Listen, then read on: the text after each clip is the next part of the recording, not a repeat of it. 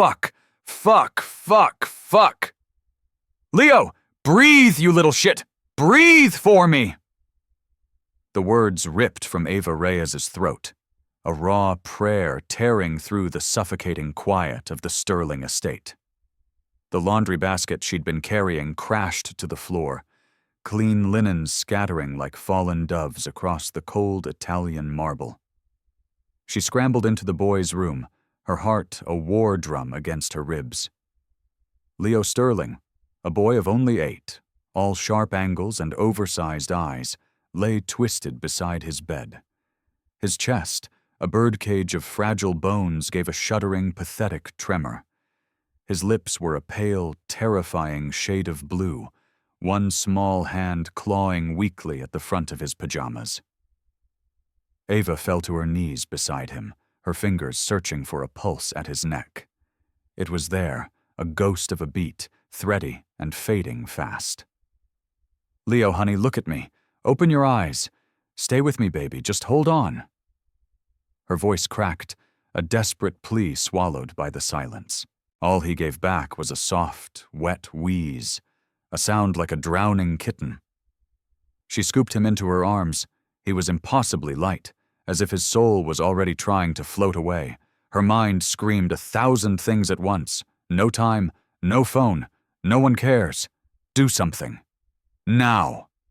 She ran, a blur of motion down the cavernous hall, Leo's tiny, limp body cradled against her. Help! Somebody, please help me! She screamed into the sterile air of the kitchen. 2 staff members looked up, their movements slow, coated in a thick layer of apathy. Dolores, the head housekeeper, blinked like a tired owl. Hector, the groundskeeper sipping coffee at the island, barely flinched. Leo's not breathing right, Eva gasped, her lungs on fire. Dolores's reply was a flat, bored stone dropped into a deep well. That's not our responsibility. He's not supposed to be our problem, Hector added, turning back to his mug. You're the one always doting on him.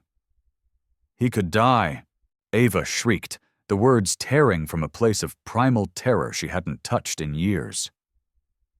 Then call Mr. Sterling, Dolores muttered, inspecting her fingernails. This isn't your decision to make. But she couldn't. A brutal storm the night before had knocked out power to the entire estate. The landlines were dead, the Wi-Fi was gone, and the satellite comms were down for maintenance. They were on an island of wealth and technology, completely cut off. She was alone. Her own breath hitched, shallow and panicked. Eva turned and ran, her destination a place she was never, ever supposed to go. The East Wing. The billionaire's private study. She didn't have a key, but she had desperation. She used a small paring knife from her apron pocket, jamming it into the lock of the heavy oak door. With a frantic jiggle and a prayer, she felt a click. The door swung inward. Marcus Sterling's office was a monument to cold, sleek power. Black leather, chrome, glass. No pictures of his son. Eva ignored it all. She ripped open a discreet panel in the mahogany wall, revealing a large safe. It wasn't locked. Inside, neatly stacked bundles of cash sat like silent promises. Without a second thought, she grabbed a thick roll of $100 bills. An alarm blared instantly, a shrieking metallic beast. Red lights pulsed against the dark wood, painting the room in strokes of blood. Eva didn't flinch. She snatched the Tesla key fob from the polished desk, wrapped Leo tighter in a cashmere blanket she'd ripped from an armchair, and sprinted for the garage. By the time she reached Cedarwood General Hospital, the rain was coming down in sheets, plastering her thin uniform to her skin. She burst through the automatic doors of the ER, a screaming, soaked apparition. Help! I need help! This child has a heart condition. Nurses swarmed her immediately, their faces a blur of professional concern. They took Leo from her arms, a precious, terrifyingly still package, and wheeled him away through a set of swinging doors. Then, as her adrenaline began to crash, came the police. Ava Reyes, a grim-faced officer asked. Yes. You're being detained for theft, breaking and entering, and unauthorized use of a vehicle. Please turn around and place your hands behind your back. The metallic click of handcuffs closing around her wrists was deafeningly final. I wasn't stealing, she whispered, her voice hollow. I was saving his life. Hours bled into one another. They kept her in cuffs, seated on a hard plastic chair near the ER admitting desk. Her heart hammered against her ribs, a frantic echo of Leo's. Her wrists ached, raw and bruised. And then he arrived. Marcus Sterling. He was a storm in a bespoke suit, tall and commanding, rain slicking back his dark hair. His jaw was a knot of controlled fury. Trailing at his side, glittering with a disdainful fire from her diamond earrings, was his girlfriend, Crystal. Every inch of her screamed manufactured perfection. What the hell happened here? Marcus's voice was low and dangerous, cutting through the ER chatter. The head nurse, a woman with weary but kind eyes, stepped forward. Sir, your son, Leo, suffered a severe arrhythmia, a rare congenital condition. If this woman hadn't brought him in exactly when she did, we likely would have lost him. Marcus's eyes, chips of gray ice, flickered to Ava. They held no gratitude, only violation. She broke into my home, he snapped. My private office. She stole my vehicle, my money. She saved your son, the nurse repeated, her voice firm, refusing to be intimidated. Crystal glided forward, folding her arms. Her voice was sharp, a shard of glass. Or she pretended to. Have you thought of that, Marcus? She's been obsessed with that boy since the day she started. Quiet, watching, always hovering where she doesn't belong. Her gaze raked over Ava's soaked, disheveled form with pure contempt. This whole thing reeks of a setup. Excuse me? Ava snapped, a spark of fire cutting through her exhaustion and fear. That boy was dying. I did what no one else in your goddamn palace would do. Oh, please, Crystal scoffed, a perfect manicured nail tapping her arm. You staged this entire drama. A desperate little maid trying to get into his life, our lives. Probably hoping for a big payout when he got tired of you. Marcus's gaze shifted between the two women, his eyes shadowed with a flicker of uncertainty. But Crystal's poison was already seeping in. It was easier to believe in a scheming employee than in his own catastrophic neglect. I don't buy it, Crystal pressed, her voice a venomous whisper in his ear. She breaks into your inner sanctum, steals thousands, and conveniently emerges the hero? It's too perfect. The nurse tried to intervene again. Mr. Sterling, when your son woke up, the first person he asked for was her. But Marcus's face had hardened into an impenetrable mask of wealth and power. He turned to the police officer standing nearby. File the charges. What? Ava's whisper was a fragile thing, easily broken. You can't be serious. You're dangerous, Marcus said, his voice flat and final. You crossed every conceivable line. I trusted you in my home, with my son. I didn't do it for you.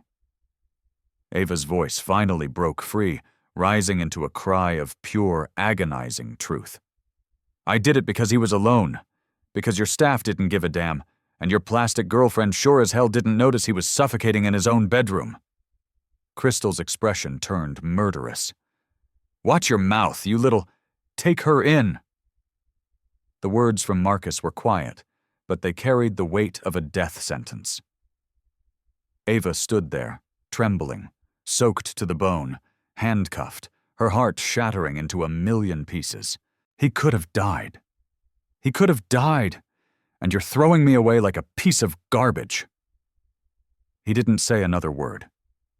He just gave the officer a curt, dismissive nod. And just like that, justice, a concept she had long ago stopped believing in, turned its back on her. Again. If you've ever felt like you did the right thing and got punished for it, hit that like button right now. Let's show Ava she's not alone in this fight. Comment where you're watching from, because this story isn't just happening in Northwood Hills. It's a story about power and powerlessness happening everywhere. The patrol car cut through the rain-slicked streets, its red and blue lights bleeding across the glassy storefronts of shuttered boutiques and desolate diners. Ava sat in the back, the damp vinyl cold against her skin. Her wet clothes clung to her like a second skin of shame and despair. The warmth of the hospital, of Leo's fragile life persisting, was already a fading memory, replaced by the sterile chill of a world where perception was everything, and truth was a currency she couldn't afford. She watched raindrops trace crooked paths down the window, each one a tiny, stolen heartbeat, each one a moment Leo might have lost forever. "He asked for me," she whispered to the indifferent partition. The memory was a shard of glass in her heart, both beautiful and excruciatingly painful. The officer driving didn't speak. The one beside him stared straight ahead. To them, she wasn't a savior. She was just another file, another low-level worker who got greedy and crossed a line.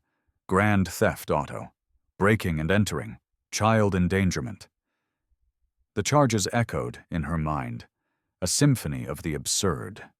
Cruel, but in the world Marcus Sterling inhabited, a world where money built walls thicker than any fortress and the word of a maid was worth less than dirt, those charges would stick, especially with Crystal whispering her venom into his ear.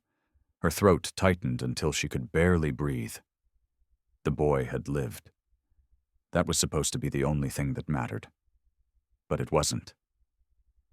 15 minutes later, they arrived at the county precinct, a drab brick building that smelled of old coffee and tired regret. They led her through a back entrance, fingerprinted her, and took her photo. A female officer peeled her soaked jacket from her shoulders, and she shivered in the cell, cuffed to a cold metal bench. "This isn't real," she told herself, the words a frantic, useless mantra. "You saved him. You saved that boy." But it couldn't erase the image of Marcus's face, cold and indifferent as he condemned her. She closed her eyes and saw Leo, struggling, so small, so pale, and for a gut-wrenching moment, she saw another face superimposed over his. Her own son, Matteo, that same pale face, that same desperate fight for breath. She hadn't been fast enough for Matteo. This time, she had been, and the universe had rewarded her with this. A door clanged open, the sound of heavy boots echoing on the linoleum. "Reyes." She looked up. A detective stood there, older, with salt and pepper hair and a face that had seen more injustice than she could imagine. Detective Miles Corrigan. He didn't look at her with disgust or pity. He just looked tired. "I read the preliminary report," he said, his voice a low gravel. "Mind telling me what really happened?" She told him everything, her voice starting as a cracked whisper and gaining strength as she relived the terror. The laundry, Leo on the floor, the dead phones, the office, the cash for a hospital deposit she knew they would demand, the Tesla because it was the only thing with a charge that could get him there fast enough. "You admit to entering a locked room and taking money?" he asked, scribbling in a notepad. "Yes." "Why not wait for an ambulance?" "Because there was no way to call one," she said, her voice firm with conviction. "If I had waited for the power to come back on, that little boy would be dead right now." He looked up from his notes. "Any history with the family? The boy?" She hesitated. Then the truth poured out. "I took the job a month ago. I lost my son a few years ago. A congenital heart defect. Leo, he reminded me of him. But I never crossed a line. I just cared when it seemed like nobody else did." Her gaze locked with his. "You want to know what was unusual in that household? His girlfriend, Crystal. She treated that boy like he was a piece of inconvenient furniture. The staff were under strict orders not to get involved with him. He was the loneliest child I have ever seen. Ein to. Corrigan tapped his pen against his pad. He didn't say he believed her, but he didn't call her a liar either. I'll look into the hospital records, verify the timeline, he said finally. But Sterling's a powerful man. The DA listens when he talks, and the media's already circling. You're going to need a lawyer. I don't have one, she whispered, the reality of her situation crashing down on her again. He nodded once. I'll make sure you're assigned a public defender by morning. He stood to leave, but paused at the door. What you did, saving the kid, most people wouldn't have. Then why am I the one in a cell? Ava asked, her voice raw. Corrigan's eyes held a flicker of grim understanding. Because most people wouldn't have done it in Marcus Sterling's house. He left, the door thudding shut behind him, the sound echoing the closing of a chapter in her life. But as Maya leaned her head back against the cold wall, her mind wasn't broken. It was sharp. She knew what this was about. Crystal saw her as a threat to her social standing. Marcus, blinded by his pride and public image, saw her as an embarrassment, a living testament to his own failure. They would rather bury her than admit their neglect. But a tiny, defiant flicker of hope sparked within her. Corrigan hadn't dismissed her. He had listened. And in a world that refused to see her, that single act felt like a revolution. She closed her eyes and pictured Leo's face again, his thin fingers clinging to the cashmere blanket, his faint, miraculous whisper when he woke up. Ava. She had saved him. No one else could ever take that away.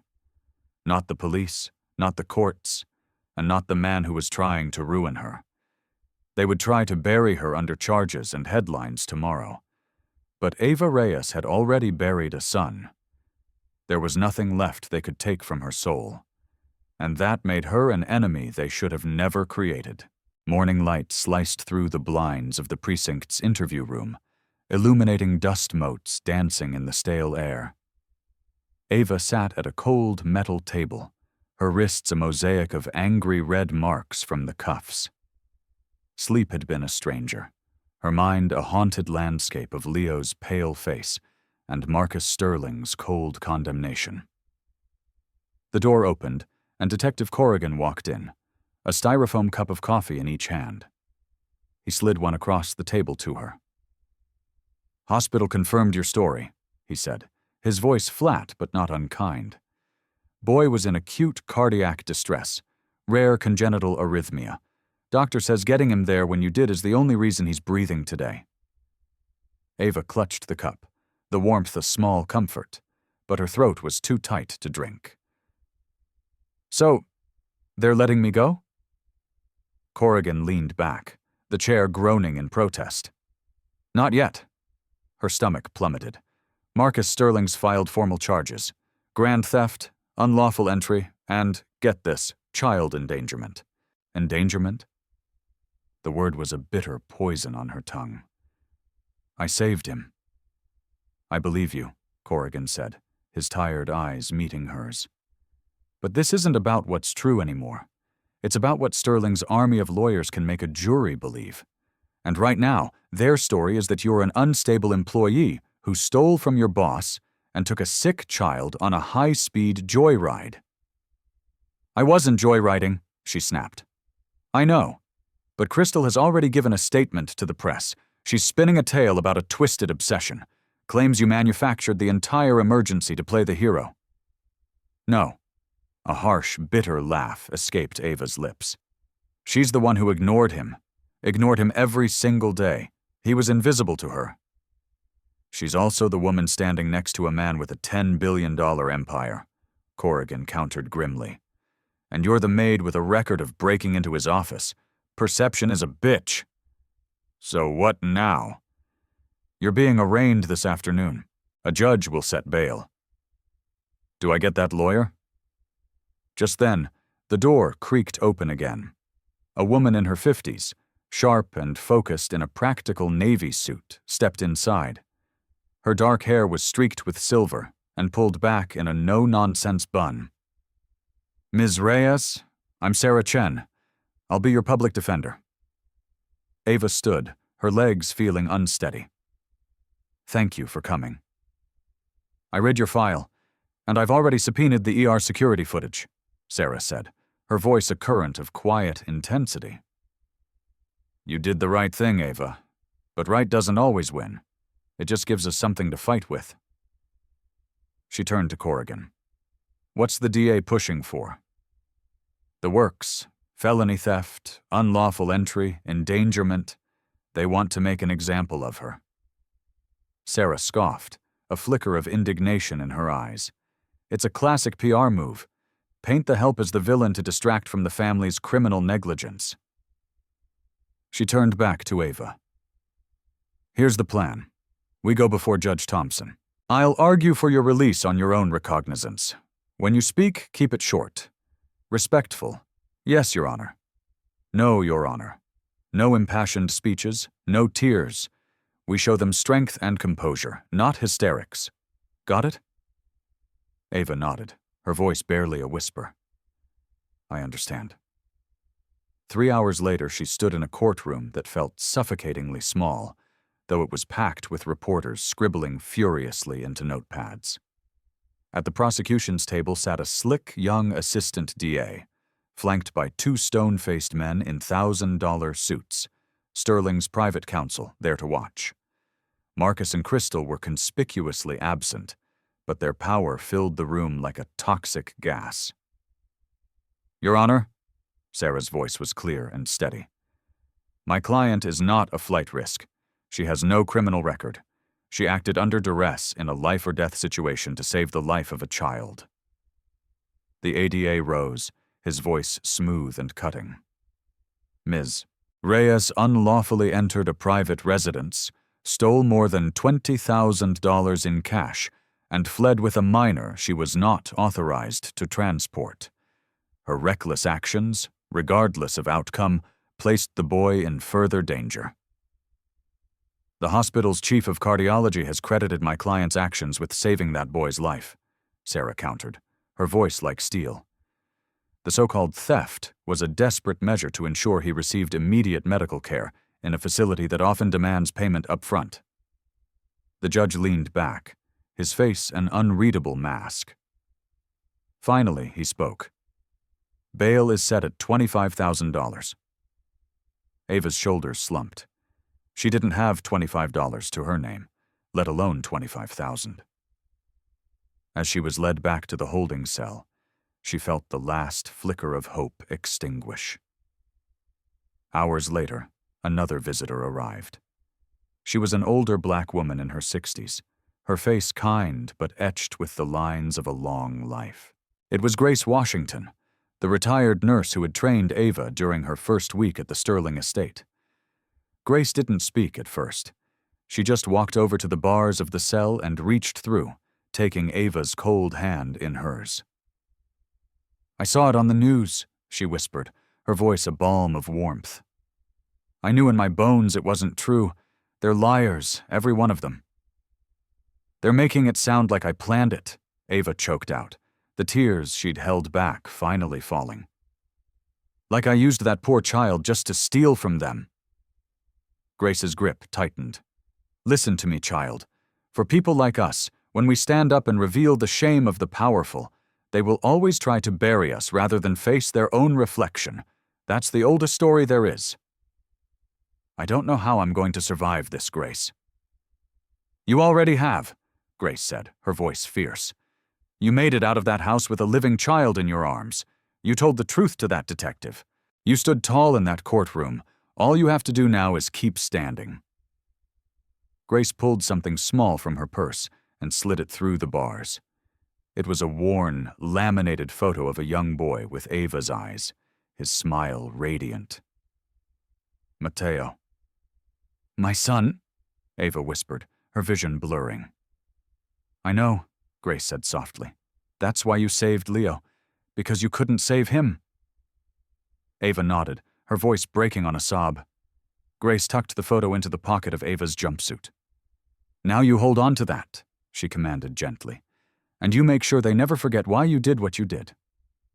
What would you have done in Ava's situation? Would you have broken the rules to save a child? Let me know in the comments below.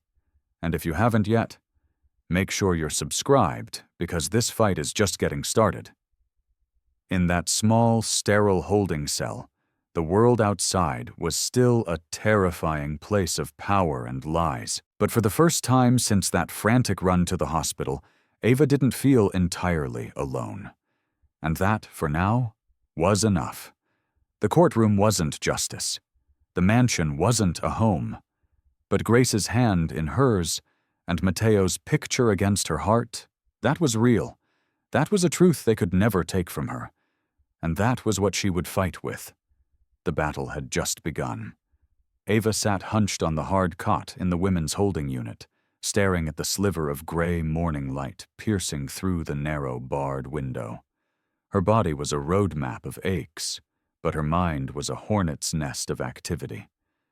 Somewhere across the city, Leo was breathing. And somewhere else, Marcus Sterling was letting his lawyers sharpen the knives they would use to carve up her life. The intercom crackled to life. "Inmate Reyes, visitor." She was led to a small, partitioned room where visitors communicated through thick, bulletproof glass via telephone handsets. On the other side sat Sarah Chen, her expression as sharp and focused as her pressed suit. "Morning," Sarah said into the phone. "You look like you slept on a slab of concrete." "Close enough," Ava replied, her voice hoarse. "I've got news," Sarah said, tapping her briefcase. "Some bad, some less bad." "Start with the bad." "The DA is coming at us full force. No plea deal. Sterling's lawyers are breathing down their necks. They want a public trial. They want to make you the poster child for the ungrateful help." Ava's stomach twisted. "And the less bad?" "Leo's condition has stabilized. He's out of the ICU, and from a source I have inside the hospital, he has been asking for you. Constantly." That was something. A single, stubborn heartbeat of hope in a raging storm. "Also," Sarah added, opening a file, "we may have found a crack. The security logs from the estate. A significant portion of the footage from the hallway outside Leo's room on the night of the incident has been deleted. The logs show a manual override, time-stamped just an hour before the police arrived. A judge is going to find that highly suspicious. Smells like evidence tampering." "You think it was Crystal?" Ava asked. Sarah raised a knowing eyebrow. "Let's just say someone is very invested in a narrative where you're the villain. This gives us an angle. We build our defense around their negligence, their cover-up, and your moral obligation to act when they wouldn't. But we'll need more than just tech logs. We need human witnesses." Ava thought for a moment. "There's Grace. She trained me. She knows how that house is run, how they isolated Leo." "I'll track her down this afternoon," Sarah promised. Meanwhile, across the city in Marcus Sterling's penthouse office, a different kind of storm was gathering. Marcus stood by a floor-to-ceiling window, staring at the city below, the phone pressed hard against his ear. "Yes, I understand the optics," he said, his voice a low, serrated edge. "Just keep this from turning into a three-ring circus. We need to control the narrative." From an armchair across the room, Crystal scrolled through her tablet, a small, triumphant smile playing on her lips. "A little late for that, darling," she murmured. "Maid turned hero? Or calculating thief?" "It's trending.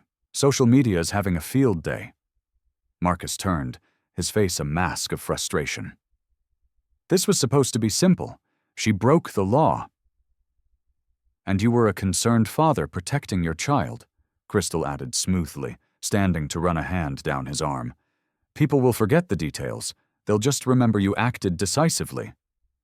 But Marcus didn't seem so sure. He walked to his desk and pulled open a drawer. Inside was a small, silver-framed photo of Leo, his smile tentative, his eyes too large for his delicate face. It was one of the few things his late wife had left on his desk. The doctor said, "Another 10 minutes, maybe 15?" He said quietly, almost to himself. "She also broke into your private safe and drove like a maniac with him in the car," Crystal reminded him, her voice sharpening. "Are you going to let every disgruntled employee run your life? She crossed a line, Marcus. If you show a moment's weakness now, every gossip columnist in the city will be calling you a fool." Her words were strategic, aimed at his pride, his biggest vulnerability. He hesitated, the conflict warring behind his eyes. "I just need this to go away," he muttered. "Then let the courts do their job," Crystal said, her smile returning. "She'll be a forgotten headline by next month." But Marcus's silence was heavy, because deep down, beneath the layers of pride and public image, something wasn't sitting right. The image of his son, small, sick, but alive, calling out for the Maid, not for Crystal, not even for him, for Ava. Later that day, Sarah returned to the jail. A new file was in her hand, and a glint of something that looked like hope was in her eye. "We've got our first break," she said, sitting across from Ava in the sterile attorney meeting room. "What is it?" "A nurse from the ER. Her name is Valerie. She's willing to testify. She overheard the entire exchange between you and Sterling. She saw how he dismissed your role, even after the doctors praised your quick thinking. She said his callousness didn't sit right with her." Ava blinked, stunned. "She's willing to put her job on the line?" "She's already given a formal statement to Detective Corrigan," Sarah confirmed. "She said she saw you holding Leo not like an employee, but like he was your own. She said the boy woke from sedation calling your name." "That's powerful testimony, Ava. It humanizes you." Sarah wasn't finished. "I also received a call from an independent journalist. They're working on a long-form piece. They aren't buying the DA's story. They want to hear your side." "I don't want the spotlight," Ava said, shrinking from the thought. "You might not want it," Sarah countered. "But right now it's our best weapon. If we can control the story, we can apply pressure. And pressure, in high-profile cases, has a way of making the powerful start to sweat." That night, lying on her cot, staring at the water-stained ceiling, Ava felt a shift. A subtle change in the air. She wasn't just a number in a file anymore. She was a question mark. A problem for Marcus Sterling that wasn't going away. A whisper was starting. A whisper that suggested, maybe, just maybe, the Maid wasn't the villain after all. And whispers, Ava knew from a lifetime of being overlooked, had a way of becoming thunder if enough people started to listen. The next day, Maya stepped out of the courthouse, squinting against a sun she hadn't felt on her skin in what felt like an eternity. Bail had been posted, a small victory, but it tasted like freedom. Grace and a few members of her church community had scraped together the bond money, an act of faith that brought tears to Maya's eyes. "What now?" Maya asked Sarah, who met her on the courthouse steps. "Now we fight," Sarah said, her expression grim but determined. "But first, there's somewhere you need to be." At Cedarwood General, Maya's heart pounded a frantic rhythm against her ribs as she walked down the pediatric wing.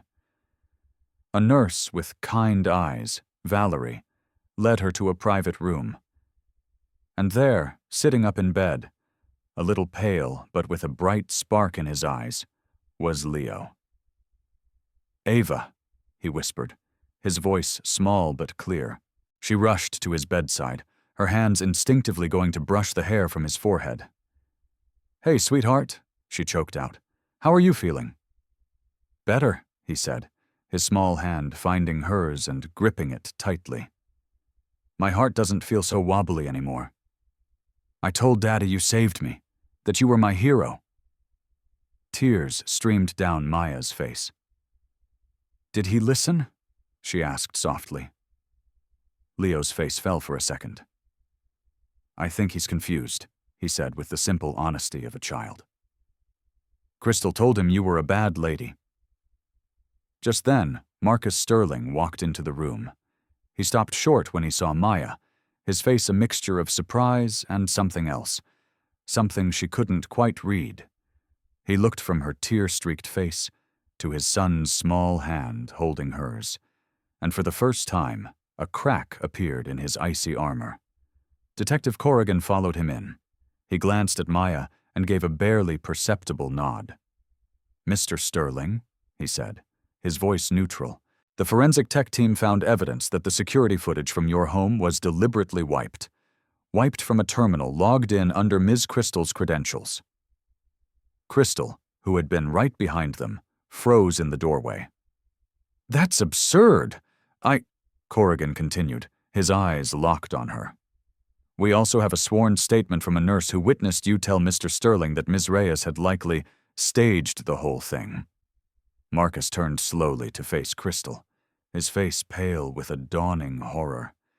He looked at the woman who had whispered poison in his ear, who had encouraged him to prosecute the one person who had saved his son's life.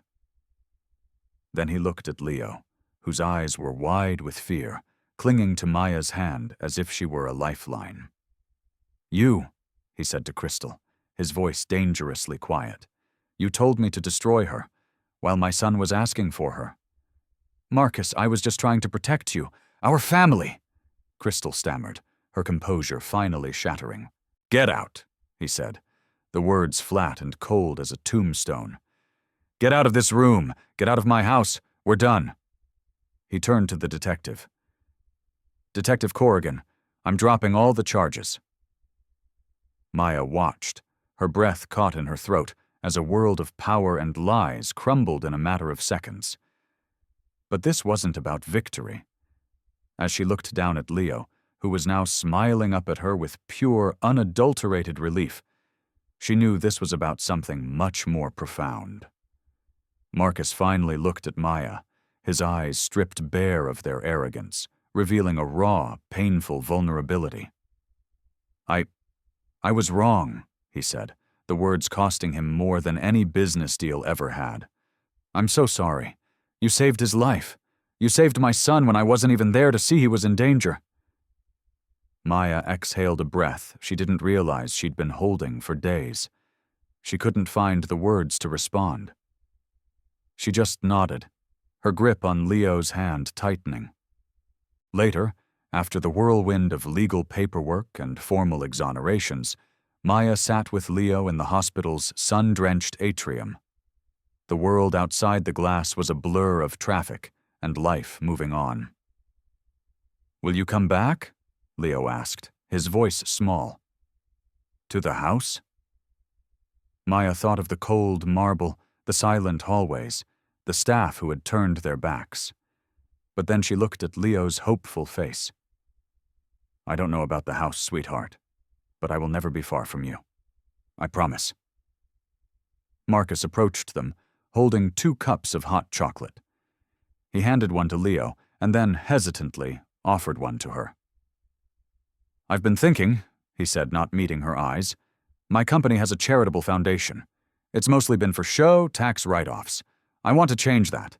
I want to fund a new initiative focused on pediatric congenital heart conditions, education, research, family support. I'd like you to run it. Maya stared at him, speechless. You saw him when no one else did, Marcus said, his voice thick with emotion. You saw my son. I need someone like you to make sure no other parent is as blind as I was, to make sure no other child is as alone as Leo was. Tears welled in Maya's eyes, but this time, they weren't tears of grief or injustice. She looked down at the photo of Mateo that she still carried in her pocket. It was as if his little life, cut so short, had somehow paved the way for this moment, for this chance to save countless others. It wasn't just a job offer. It was redemption. It was a legacy. She took a slow sip of the hot chocolate, its warmth spreading through her, She looked at Marcus, then at the trusting face of the little boy she had saved. "Okay," she said, her voice clear and strong. "Yes, I'll do it." Ava's journey from a heartbroken mother to an accused criminal to the architect of a movement is proof that one person's courage can change the world. If her story moved you, please share this video. Subscribe for more stories that matter. And remember, in a world that often rewards power, sometimes the most powerful thing you can be is the one who sees, the one who cares, the one who acts.